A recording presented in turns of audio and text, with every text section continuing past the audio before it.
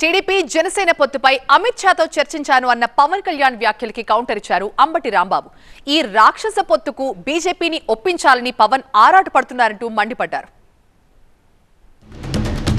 ఆంధ్రప్రదేశ్ పరిస్థితులు ప్రత్యేకంగా నేను జాతీయ స్థాయి నాయకులకు వివరించాను. వారికి వివరించి నాకు వేరే దారి లేదు. నాకు రోడ్డు మీద తిరుగుదామంటే కేసులు పెడతా ఉన్నారు, ప్రజాస్వామ్యబద్ధంగా గళం విప్పుదామంటే కేసులు పెడతా ఉన్నారు. ఈ పొత్తుని మీరు మనస్ఫూర్తిగా మీ బ్లెస్సింగ్ కావాలి అని చెప్పి నేను అమిత్ షా గారికి తెలియజేశాను.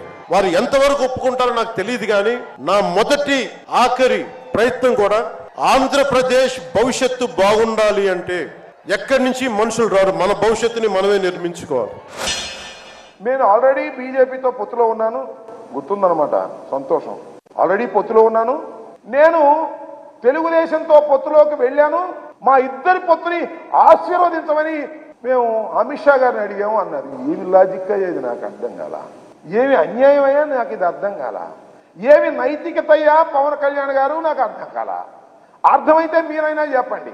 భారతీయ జనతా పార్టీ పొత్తులో ఉన్నాడు, భారతీయ జనతా పార్టీ పొత్తులో ఉండి తెలంగాణలో పోటీ చేసి తుక్కుతుక్కుగా ఓడిపోయాడు.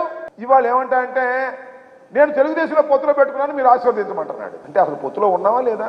నీకు అలవాటేలే.